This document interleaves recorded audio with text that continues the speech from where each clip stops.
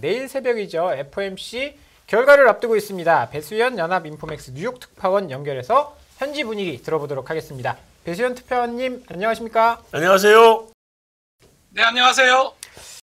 네, 몇 시간 후면 FOMC 금리 결정 발표가 나올 텐데요. 이번에 FOMC에서 25bp 인상은 거의 확정됐다라고 보고 있는 것 같습니다. CPI, PCE 수치 및 시장 컨센서스 이런 것들 보면 그런 결과가 나올 것 같은데요. 뉴욕에서는 어떻게 보고 계신가요?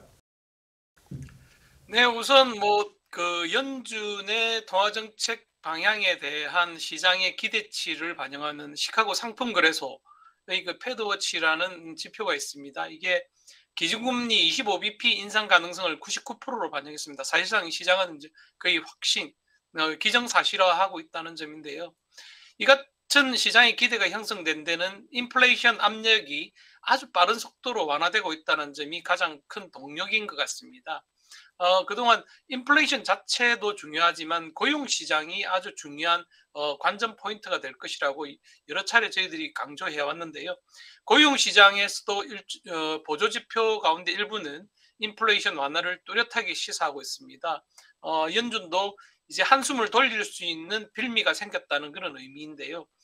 전날 발표된 기업들의 고용 비용을 팔로우하는 고용 비용 지수가 있습니다. ECI가 있는데 이게 계절 조정 기준으로 한 1.0% 오르는 데 그쳤습니다. 월가는 당초에 이게 1.1%를 오를 것이라고 봤고요. 이 고용 비용 가운데에서 70%를 차지하는 임금 같은 경우에는 1.0% 오르는 데 그쳤습니다. 전분기에는 1.3% 올랐거든요. 그래서 이게 둔화되는 추세가 뚜렷하게 나타나고 있다라고 하는 점이 시장에 안도감을 주는 것 같고요. 연준이 가장 선호하는 인플레이션 지표인 개인 소비 지출 가격 지수가 있습니다. 연준이 선호하는 이유는 지난번에서 말씀드렸지만 이 지수를 산출할 수 있는 항목을 비교적 신속하게 갈아 끼울 수 있습니다. 그래서 지금 현재의 그런 인플레이션 압력을 정확하게 반영하는 지표인데요. 변동성이 큰 에너지하고 식료품을 제외한 그는 PCE 가격 지수가 특히 연준이 주목하는 지표입니다. 이게 지난해 같은 기간보다 4.4% 올랐습니다. 이게 전달에는 4.7%였거든요. 그래서 지금 뚜렷한 변화 추세가 각종 인플레이션 지표에서 다 나타나고 있다. 앞서 발표된 CPI 지수는 원지수 기준으로 6%대로 접어들었고요. 이게 최고치를 기록할 때는 9.1%까지 올랐었습니다. 그래서 6개월 연속 둔화 추세를 나타내고 있어서 연준이 이제는 매파적인 기조를 조금 누그러뜨리고 속도 조절에 나설 시기가 됐고 긴축 기조를 마무리할 시점이 다가오고 있다. 기나긴 터널의 끝이 보이고 있다라고 하는 게 연준 월가의 대체적인 시각인 것 같습니다. 네, 이번 FOMC가 이제 점도표가 안 나오잖아요. 그래서 이 터미널 금리가 얼마인지에 대한 관심도 지금 한참 올라와 있는 것 같고, 그거를 그러면 요번 금리 인상으로 끝을 낼 거냐, 요 다음번까지 갈 거냐, 이런 것도 좀 관심이 있는 것 같고, 어쨌든 파월의 연설에서 힌트를 좀 얻어야 될 것 같은데, 관전 포인트가 뭐가 있는지 한번 좀 소개를 해 주십시오. 네, 워낙에 파월이 그동안 시장이 미쳤던 오랄 리스크가 컸기 때문에 시장도 바짝 긴장하는 그런 학습 효과가 있었던 것 같습니다. 월가는 지금 연준이 기준금리를 25bp 인상할 예정이지만 파월은 금융 여건의 완화에 대해서 강력하게 반대하는 입장을 표명해야 된다. 이런 처지인데요. 이걸 어떻게 기술적으로 파월이 전달할 것인지 월가가 주목하고 있습니다. 제일 우선되는 부분은 제롬 파월이 이번 회의에서 시장의 피벗 기대를 어떻게 조기 진압하는지가 관전 포인트가 될 것 같습니다. 통화정책의 급변동, 정책 변경을 일컫는 피벗의 기대가 시장에서는 강하게 형성되어 있는데요. 그동안 연준은 매파든 비둘기파든 기회가 있을 때마다 피벗은 없다고 여러 차례 강조해 왔습니다. 근데 월가는 끊임없이 지금 지표로 봐서는 피벗이 불가피할 것이라는 부분을 가격에 반영하고 있거든요. 그래서 이 부분을 어떻게 슬기롭게 파월이 헤쳐나갈 것인지가 이번 기자회견의 관전 포인트가 될 것 같습니다. 지금 시장 전문가들은 구체적으로 지속적인 인상을 파월이 언급할 수 있다. 그래서 금융 여건 완화를 비판하거나 올해 이제 금리 인하가 없을 것이라는 점을 거듭 강조할 수 있다. 그리고 점도표 변경에 대해서도 발언할 수 있다. 이렇게 보고 있습니다. 특히 JP 모건의 구하 부회장이 있는데요. 이 구하 부회장은 파월 의장이 3월 이후에 금리 인상 중단에 대한 신호를 미리 주면서 금리 인상에서 물러나는 것을 아주 우려할 것이다. 그래서 이거를 좀 더 견고하게 가기 위해서 성명서 내용을 그대로 두면서 추가 인상의 가능성을 기자회견을 통해서 상당히 강하게 시사할 수 있다. 이렇게 보고 있습니다. 그리고 캐피털 이코노믹스의 폴 애쉬워스 같은 이코노미스트는 만약에 연준이 매파적 스탠스를 강화하고 싶다면 2023년까지는 금리 인하가 없을 것이라는 점을 거듭 강조할 수 있다. 그리고 포워드 가이던스에 대한 말을 파월이 좀 추가할 수도 있다. 이렇게 보고 있습니다. 아울러서 지난 12월 의사록을 보면 연준 당국자 19명 가운데 아무도 2023년 올해 연방기금금리 그 목표 수준을 낮추는 게 적절하지 않다고 예상을 하고 있습니다. 이 부분을 다시 되풀이할 수도 있고요. 그리고 점도표, 앞서 말씀하시는 것처럼 이번에는 점도표가 발표되지 않지만 4월에 점도표가 더 높아질 수 있다라고 하는 점을 강조할 수도 있을 것으로 보입니다. 그래서 이런 관전 포인트를 두고 월가는 파월의 기자회견을 기다리고 있습니다. 네, FOMC에서 뭐 최종금리 이야기도 하고 매파적인 이야기도 하고 해도 금리는 계속 낮아지고 있거든요. 지금 미국채 10년물 금리가 3.5% 수준입니다. 이번에 금리를 인상하면 미국채 10년물과 기준금리의 차이가 120bp가 넘게 나거든요. 이게 괴리가 너무 크다라고 생각이 좀 들기도 하는데 최근에 장단기 금리 역전도 굉장히 크게 벌어지고 있고요. 결국 추가적인 시장금리 하락 가능성은 지금 제한적이다라고 보는 사람들도 있는 것 같은데 채권 가격이 좀 많이 올랐다고 보시는 분들이 있는 것 같습니다. 뉴욕에서의 채권 시장 어떻게 전망하고 계십니까? 네, 지금 월가에서는 지금이 오히려 채권 투자 적기다라고 하는 그런 주장도 제기됐습니다. 채권 수익률을 결정하는 그런 매크로 요인도 있고 연준의 통화정책 방향도 결정적인 영향을 미치지만 결국은 시장 수급이고 시장의 그런 컨센서스일 수 있는데요. 글로벌 투자은행인 HSBC는 지금 채권을 사야 된다라고 얘기했습니다. 왜냐하면 역사적으로 볼 때 연준이 긴축적인 통화정책 주기를 일단락한 한 석 달 뒤부터는 채권 가격이 뚜렷한 상승세를 나타냈다고 그런 자료를 통해서 고정을 했습니다. 그래서 지금 HSBC는 지금 사두면 3개월 뒤부터 채권 가격이 오를 수 있으니 지금이 채권 시장에 투자할 수 있는 적기다라고 보고 있습니다. 그리고 패드워치 등 월가의 컨센서스도 3월이면 연준의 긴축 기조가 일단락될 것으로 보이기 때문에 지금 채권 시장에 진입하는 게 좋을 것 같다. 이런 컨센서스가 결국은 채권금리 10년물 기준으로 지난해 10월 21일로 제가 기억하는데요. 장중에 아마 채권 수익률이 4.32%까지 찍었을 겁니다. 이게 전날 기준으로 3.5%까지 내려왔으니까 한 82bp 정도 하락한 셈인데요. 그만큼 채권 가격이 올랐다는 겁니다. 근데 HSBC는 앞으로 긴축적인 연준의 통화정책 행보가 일단락되면 채권 가격이 추가로 오를 수 있다. 그래서 지금 채권 투자를 좀 고려해 볼 필요가 있다라고 권고를 하고 있습니다. 네, 이번 금요일 날 비농업 고용지표가 발표가 되죠. 그게 이제 연준 의장이 제일 신경을 쓰는 게 이제 고용인데 이번에 고용지표가 어느 정도로 컨센서스가 형성이 돼 있습니까? 예, 박사님 말씀하신 것처럼 이제 인플레이션 지표는 뚜렷하게 둔화 추세를 보이고 있습니다. 그래서 월가에서의 주목도도 크게 떨어졌고요. 연준도 인플레이션 지표보다는 고용 부분을 훨씬 더 비중 있게 살펴보고 있습니다. 특히 비농업 부분 고용의 경우에는 연준이 항상 면밀하게 관찰하는 지표인데요.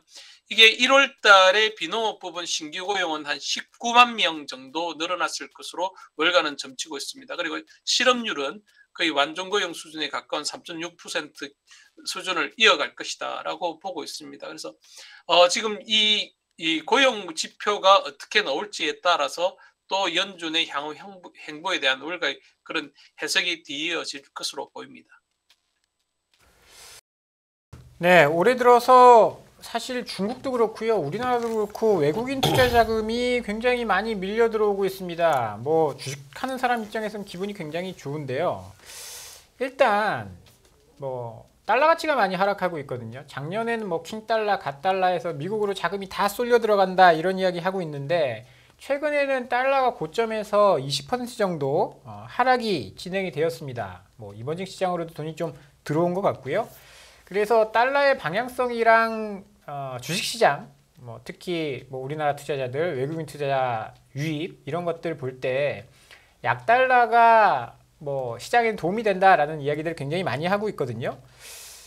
뉴욕 현지에서는 달러의 방향성 어떻게 전망하고 계시나요? 네, 뭐 환율 방향성만큼 어려운 게 없을 것 같습니다. 결국 뭐 대응의 영역이고 전망의 영역은 아니라고 하는데 여튼 달러 강세가 왜 촉발됐는지를 되짚어 보면 어렴풋하게나마 얼개를 짐작할 수 있을 듯한데요. 킹달러를 보인 이유는 일종의 산수의 영역입니다. 수학의 영역도 아니고 달러 강세는 연준이 전례를 찾아보기 힘들 정도로 공격적인 그런 긴축 정책을 강한 영향이었지 않습니까? 연준이 지난해 무려 75bp씩 기준금리를 4번이나 올렸습니다. 그리고 제로금리 수준인 기준금리를 450bp나 올렸거든요. 그 연준의 그런 가파른 그런 긴축적인 행보를 다른 주요국 중앙은행은 따라가기에 바빴습니다. 이 연준의 매파적인 그런 통화정책 행보가 결국은 달러와 가치를 아주 가파르게 끌어올렸던 거고요. 이제는 연준이 그 긴축적인 통화정책 행보의 그런 마무리 단계에 들어갔고 반면에 유럽 중앙은행 같은 경우에는 인플레이션 상승폭이 워낙 아직까지 좀 커서 매파적인 행보를 대래 강화할 것이라고 지금 강조를 하고 있습니다. 그래서 이 유럽 중앙은행 등 주요국 중앙은행하고 연준의 그런 통화정책 차별화가 좀 완화되고 있는 부분이 결국 달러와의 그런 강세가 좀 진정되는 국면으로 들어갔는데요. 저는 이 부분에 있어서 저희들이 좀 더 지켜봐야 될 관전 포인트는 일본 은행인 것 같습니다. 일본 은행의 행보가 향후 글로벌 외환 시장에 미치는 파장은 상당할 것으로 보입니다. 특히 일본 은행이 YCC 정책을 전면 포기했을 경우에 채권 시장을 비롯해서 외환 시장에 미치는 파장은 저희들이 생각하는 것보다 훨씬 더 클 수 있기 때문에 이때 안전자산의 지위를 꿰찬 달러가 어떻게 움직일지는 올해 내내 면밀하게 지켜봐야 될 관전 포인트인 것 같습니다. 아울러서 월가에서는 이미 정초부터 지난해 말부터 올해 2023년은 신흥국, 중국을 비롯한 신흥국이 미국보다는 훨씬 더 유력한 시장이다. 그래서 포트폴리오도 상당히 발빠르게 재조정을 했습니다. 그래서 이렇게 월가가 신흥국 투자를 강화하라고 쓰고 사실상은 중국이라고 읽으면서 중국에 대한 투자 비중을 확대하는 가장 직접적인 그 배경은 중국 가계가 코로나19로 억제된 소비를 통해서 저축한 가계 저축액이 42%나 늘어났습니다. 예년에 비해서.